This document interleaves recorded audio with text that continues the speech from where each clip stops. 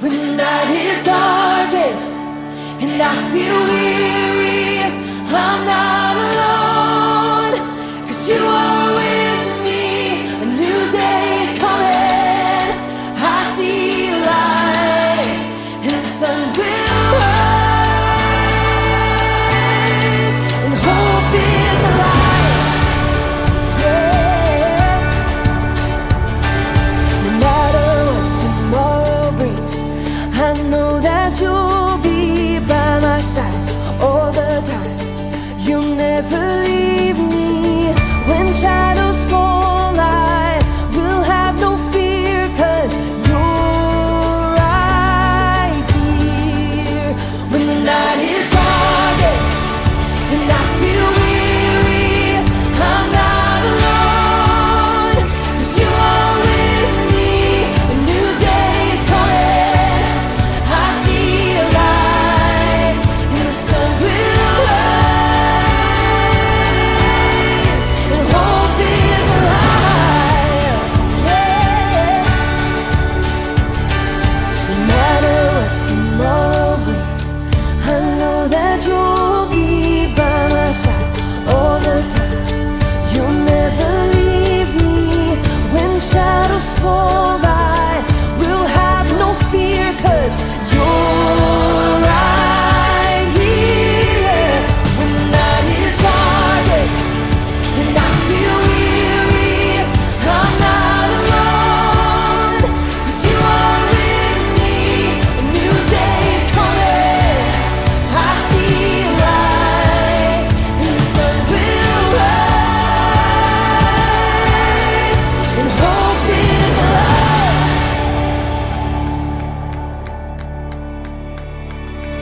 You are a light that makes a way when I am lost. You love with everything you have, no matter the cost. You are my hope, and I will trust you with all my life. You are a light that makes a way when I am lost. You love with everything you have, no matter the cost. You are my hope, and I will trust you with all my life, yeah. When the night is darkest and I feel weary, I'm not alone, 'cause you are with me. A new day is coming, I see a light. When the night is darkest and I feel weary, I'm not alone, 'cause you are with me. A new day is coming, I see a light, and the sun will rise,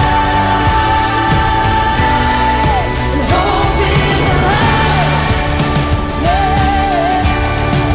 Hope is alive.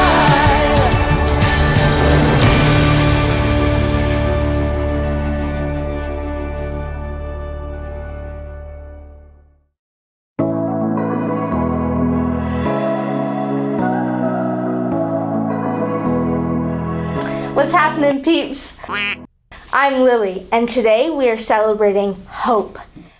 Hope is believing that something good can come out of something bad. And something really good came out of the day we call Easter! To celebrate, let's do some Easter puzzles. First, let's play an Easter egg hunt. Okay, let's find the Easter egg that only appears once. What about that one? No, that one has a twin. That one, right in the middle. Oh, not quite. Which one was it? Obviously. Try this one. It's a word problem.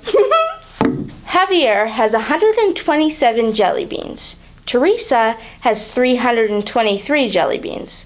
If Javier and Teresa share their candy, how many jelly beans will they have all together? Okay, it's a math problem.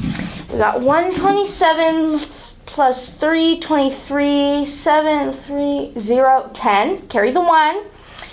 And then you got 2 and 2, carry the 1, 5. 5, 0, we have 5, 0. Okay, and then we have 1, 3, 3 plus 1, 4. 450. 450. Yes! How many of you got 450? Nice job. Okay, next question. If Javier and Teresa eat all their candy, how sick will they be? Just kidding. Eat candy responsibly, peeps. Time for the last puzzle. Scramble word. These letters spell something. Let's figure it out.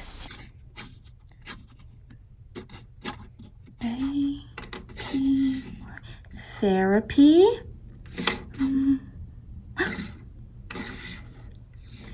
Apes. Therapy apes. Psychologist monkeys. I don't think that's a thing. Okay, let's try this one. We have an H-E-Y.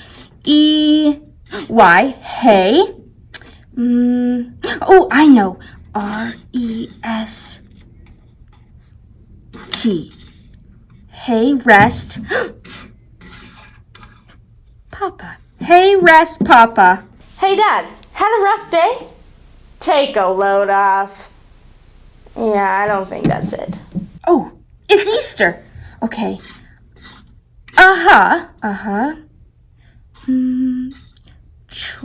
Try. Try peeps. Oh, scrambled words. Don't mind if I do. Today's story is the most epic true story of hope you will ever hear. And I hope you will enjoy it. I'll see you in a few. The Bible. It's 66 books of history, stories, letters, and poetry that fit together to form God's one big story. The epic adventure of how He created us and loves us so much that He made a way to rescue us. As we travel through the Bible, from Genesis to Revelation, we discover people who met God and found their lives changed forever. Now, for an amazing story, inspired by the book of John, chapters 18 through 20. In the days before electricity, people were used to living in darkness much of the time. But no one had ever known darkness like the deep dark that descended during Passover week nearly 2,000 years ago. Jesus had arrived in Jerusalem to shouts and cheers. Hosanna! Hey, blessed is the King! Hosanna! But the religious leaders had been plotting a way to get rid of Jesus, and they had found the perfect way to get to him through one of his closest followers, Judas. What will you give me if I hand Jesus over to you? For 30 pieces of silver, Judas promised to betray Jesus, the light of the world. Darkness was coming, but Jesus wasn't surprised. After a special Passover meal with his friends, he told them, "In a little while, you will no longer see me. Then after a little while, you will see me." Jesus led his friends across the Kidron Valley to a garden called Gethsemane. "This very night, you will all turn away because of me." Peter hurried to step right up beside Jesus. All the others may turn away because of you, but I never will. In the garden, Jesus pleaded with God in prayer. "My Father, is it possible for this cup to be taken away? But if I must drink it, may what you want be done." His friends couldn't stay awake long enough to pray with Jesus. But soon, the dim silence of the garden was broken. A mob of soldiers and officials streamed into the garden, carrying flaming torches. Judas marched right up at the front and led them straight to Jesus. "Who do you want?" "Jesus of Nazareth." "I am he." At first, everyone fell back, but then they surged forward to grab Jesus. Peter tried to defend him with the sword, but Jesus stopped him. "Put your sword away. Shouldn't I drink the cup of suffering the Father has given me?" Jesus was tied up and taken to the high priest for questioning. Panicked, his friends fled into the darkness, except for Peter and John, who followed at a distance. Peter waited outside in the courtyard, while John slipped inside. "You aren't one of Jesus' disciples, are you?" Peter, afraid for his life, froze. I am not. Inside, Jesus was put on trial and lied about by fake witnesses. Tell us if you are the Messiah, the Son of God. You have said so. From now on, you will see the Son of Man sitting at the right hand of the Mighty One. He has spoken an evil thing against God. Outside, others asked Peter if he was a friend of Jesus. Twice more he said, I am not. Jesus' own friends had abandoned him. Even as bleak morning light grew, darkness continued to gather. Because the Jewish leaders couldn't sentence anyone to die, they sent Jesus to the Roman governor, Pilate. What charges are you bringing against this man? He has committed crimes. Pilate questioned Jesus himself. Are you the king of the Jews? My kingdom is not from this world.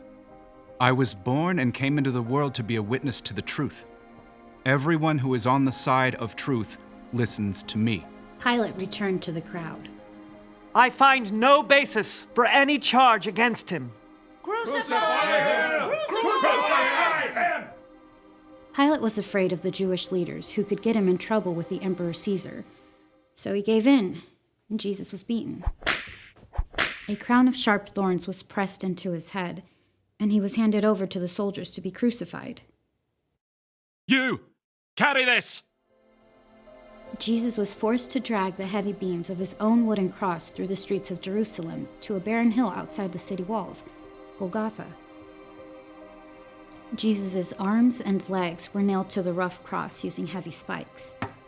Then, the cross was raised up to stand between two other crosses holding thieves.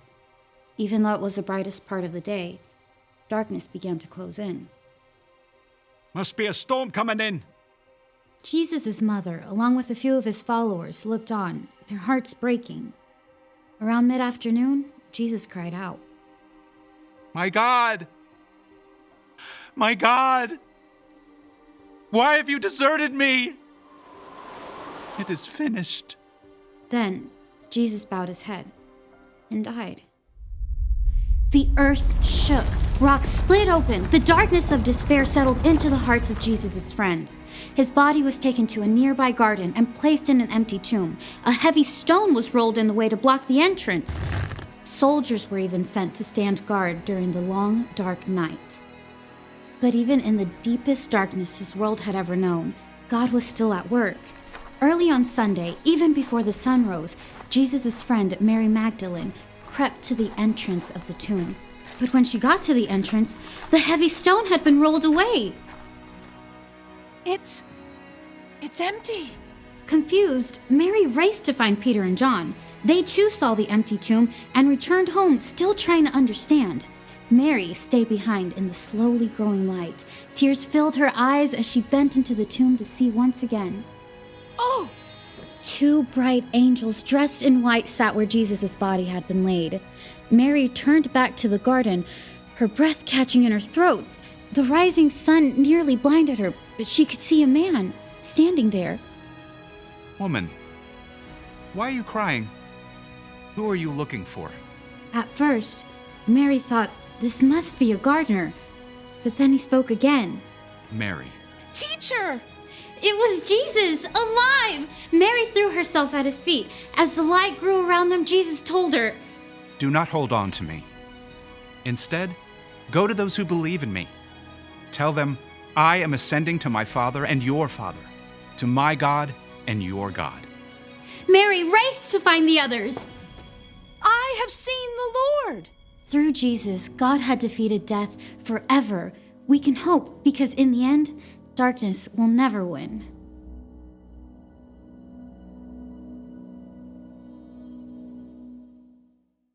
You ever wonder why we celebrate Easter each year? Here's why. When sin entered into the world, sin and God were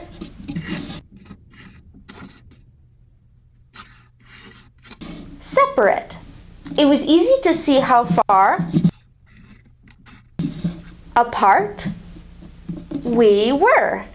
People tried to make it up to God, but the price was too steep. So God came up with a plan to save our hearts.